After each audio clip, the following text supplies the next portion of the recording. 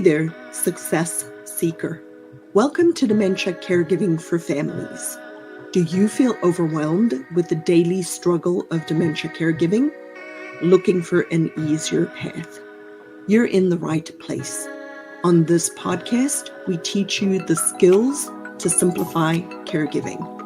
We unravel the mystery of dementia and guide you through the often difficult behaviors. I'm Lizette, your host and fellow family caregiver. As an occupational therapist, I bring my professional and personal experience to this community. Here we speak the truth, but without the verbal vomit. I know you will find value in today's program, so buckle up while this flight takes off.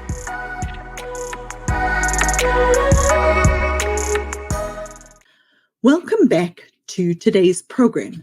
Today we're going to talk about caregiver guilt and the holidays. And to be very honest and very frank, this is a topic that I honestly do not know that much about. So I did a little bit of research. I researched what does it mean to feel guilt as a caregiver before we even get into the whole holiday conversation. Because I believe that caregivers feel guilty when they really should not feel guilty, because the word guilt, if you look at it, it mostly shows up in a court of law, in a legal perspective, right? You're either guilty of doing something or you're not guilty of doing something. Guilt is an emotion that we experience that can be misplaced, right? We can have misplaced feelings of guilt when we really haven't done anything wrong. And so I want us to consider, I want you to think a little bit differently about what it means to have caregiver guilt and what caregiver guilt really looks like, and some strategies that we can do to try to minimize the feeling. So what is caregiver guilt? So caregiver guilt is feelings of not doing enough, like you haven't done it enough. Caregivers often feel like they should be doing more, even when they know that they're already doing a lot, right? This can stem from our own feeling of certain expectations that we're putting on ourselves, or when we think that society is telling us that we need to do something. So that's one part of it, feeling that you're not doing enough. A second way that caregiver guilt comes out is in our inability to then actually take time to take care of ourselves, right?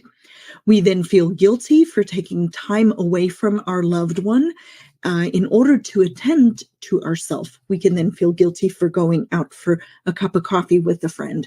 We can feel guilty for wanting to go to the gym and exercising so that we can take care of our health. We can feel guilty that we feel like we're being selfish or neglectful because we want to prioritize ourselves over the person that we're helping. And I want to right here just say to you, if you're feeling that way, you cannot pour from an empty cup. We cannot feel guilty for needing to prioritize ourselves in this caregiving journey. You have to take care of yourself. November is National Family Caregiver Month, which is one of the things that we drive awareness of family caregivers. So you do need to know that you do have the right as a caregiver to take care of yourself. So I beg you to build in time, because this is a marathon, guys. It's not a sprint. But feeling like we're not doing enough or taking enough, or then we feel guilty for taking time for ourselves. Sometimes we feel guilty because we were short, or we lost our patience, or we got annoyed or frustrated with the person that we're taking care of. We are human. Humans make mistakes, and we are going to sometimes have these normal feelings of we should have done it better. But just because we aren't perfect doesn't mean that we need to feel guilty about it. Do we need to consider it if it's every single interaction? Absolutely. But if it's an occasional thing, be gracious to yourself, sweet friend. I know that it is a hard burden and a hard road that you are walking, so we have to give ourselves some grace. Sometimes we will experience guilt as a caregiver when we have to make decisions that are not popular, right? What kind of decisions do we make that are not popular? We make decisions like it's time to take the car away. We make decisions like they're not safe to live alone anymore. We make decisions like I cannot do this anymore and I need to consider a memory care or an assisted living. So we frequently are making decisions that are not popular, right? I know for myself, when I had to be the one to take the car away, I was not the favorite child, right? It's a difficult decision to do with and for anybody. But the reality of the matter is that driving is a privilege, it is not a right, which means that when we are facing this, we have bigger considerations than just the one person driving. But then I felt guilty about it. I felt guilty that I took the car away. I felt guilty that I was frustrated because I now had to drive them to all their appointments.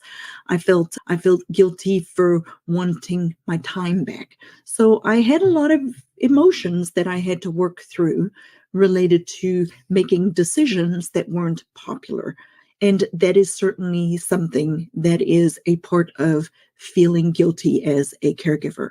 Other ways caregivers experience feelings of guilt is in balancing all their responsibilities. If you're still working full time and you have to balance your responsibility of working and providing care for somebody, or you're a wife and you're married and you're helping your parents and you feel guilty for asking your husband to help do something, or the time that you're taking away from your spouse in order to be able to help your parents.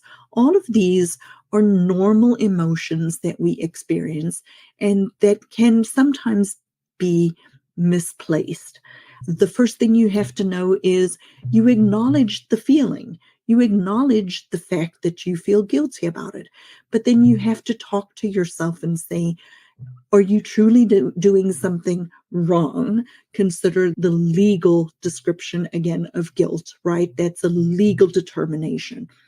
And if you're not doing something wrong, if you're not doing something from a harmful spirit, from a I'm out to get you type of perspective, then your emotions are valid, but they aren't reality. We feel what we feel for sure, but that doesn't make them a fact. It makes them a feeling, and we acknowledge the fact that we feel what we feel, but we don't stay there. We don't wallow in it. We don't sit and just ruminate and think on it over and over and over again, because the way we think is the way we actually end up acting. And what I mean by that is when we think about these negative thoughts and these emotions that we have and we keep thinking that way, eventually our thoughts lead us downwards. We start to spiral downwards. And that is exactly when we start to feel like life is overwhelming, like you have no control, like things are too much to handle, and that you're never going to be able to do this in the long term. So be careful about your thoughts, right? Your thoughts are very powerful, and they are something that can truly make or break you in this caregiving journey. So even though caregiver guilt is something that we do experience and something that we do feel, we need to be very cautious about staying there. Because if we stay there, then very, very quickly, our whole entire world turns into doom and gloom and woe is me, and nothing is going to ever get any better. So caregiver guilt, yes, is something that we experience. Feelings of not doing enough, feeling guilty for taking time for ourselves, feeling bad because we've lost our patience and we are not doing a good job of managing our own emotions, feeling guilty because we've made different decisions than they would prefer, feeling guilty because we're doing a bad job of managing all of our responsibilities, or even feeling guilty because relationships have changed. The dynamics between our relationships have changed. All of these things are valid, and I understand that we feel these things. But what I want us to consider is, how do we not do these how do we not stay there? How during the holidays can we reframe this to be more positive? How can we take the feeling that you're not doing enough and just sit with it for a minute and say, list out on a piece of paper everything that you do for the person that you love, because very quickly then you will realize that you are doing enough, that you are enough to provide the care that they need, and that sometimes what you're feeling is because of a misplaced expectation, either on your side or on the side of the person that you're helping for. Sit with it for a couple of minutes and think about what it means to truly take care of yourself, right? You cannot pour from an empty cup. You need to be able to fill up your cup so that you can pour from it. Think of the analogy, and I know many of us in the caregiving space use this analogy. If you are on an airplane and your oxygen mask falls down and you are flying with a person who needs assistance, you don't put the mask on them first, because if you do and then you pass out, that person cannot help you. You put your oxygen mask on yourself first. We have to take care of ourselves when we are caregivers. What does that mean? That means getting respite care. That means finding somebody who can help you. That means asking the deacons at your church to find somebody who can sit with you. That means asking people for meals so that you can maybe go take the dog for a walk. It means looking for support. It means focusing on yourself, but that means you have to be active in actually creating that space for yourself so that you can take care of yourself first, so that you can do this for the long haul. When you feel frustrated and lose your patience, it is very easy to just say that, you're not good enough, and I get that. But when you are taking time for yourself, you will find that over time, you don't get as frustrated. You don't get as short. And sometimes it just takes a minute to reframe your own thinking before you go in and help the person that you love with whatever they're needing help with. I frequently have to stop myself and say, they are not doing this on purpose.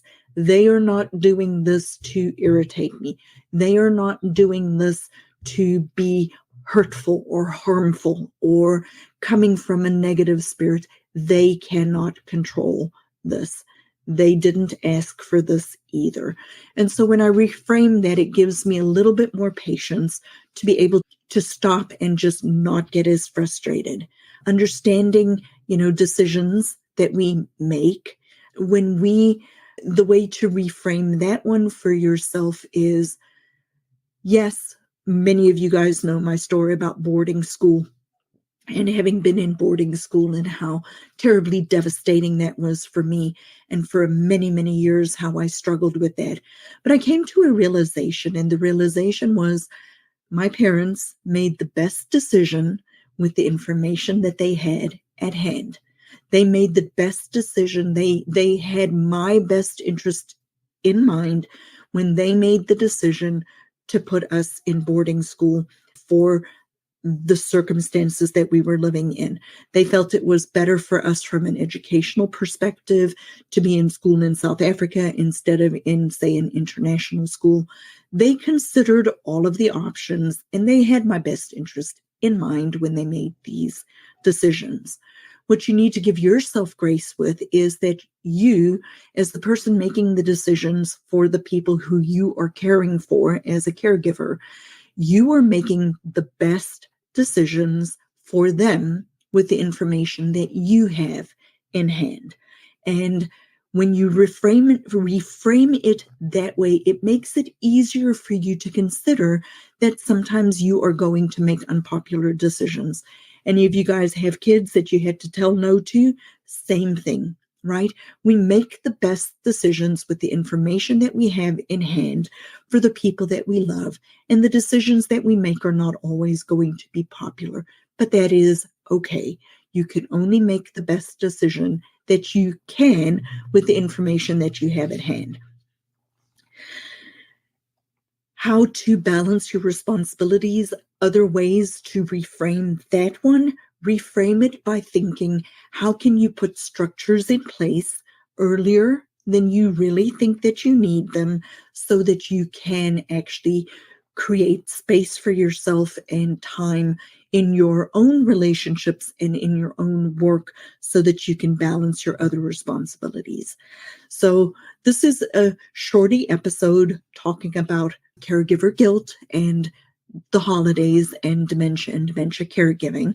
A couple of things that you can consider related to the holidays, which holidays are always hard because things are not routine, things are not familiar. We have a lot of people coming and going, lots of movements, maybe activity that isn't normally there. So some ways that you can compensate for that during the holidays is change the way you do things, maybe smaller groups of people, maybe having the person with dementia sit one place and having people come to them, limiting the amount of time that they get to spend there.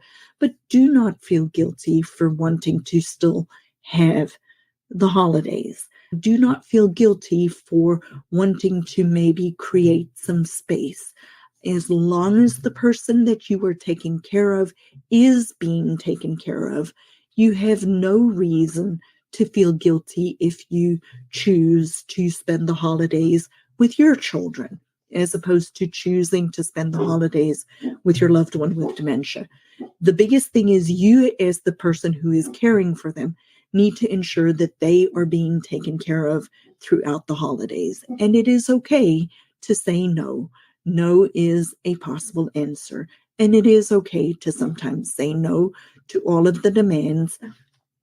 If that means family is asking you to do things that you just do not have the bandwidth for, say no.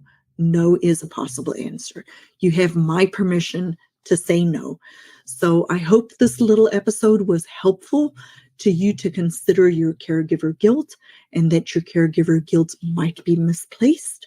I know mine certainly is at times, and to give you a few strategies that you could maybe consider during this holiday period around Thanksgiving in order to be able to still enjoy your holidays, prioritize, make different decisions, and remember, just keep your loved one's best interest in mind, and it will be okay.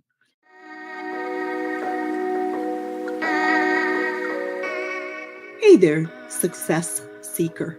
Welcome to Dementia Caregiving for Families. Do you feel overwhelmed with the daily struggle of dementia caregiving? Looking for an easier path? You're in the right place. On this podcast, we teach you the skills to simplify caregiving. We unravel the mystery of dementia and guide you through the often difficult behaviors. I'm Lizette, your host and fellow family caregiver. As an occupational therapist, I bring my professional and personal experience to this community. Here we speak the truth, but without the verbal vomit. I know you will find value in today's program, so buckle up while this flight takes off.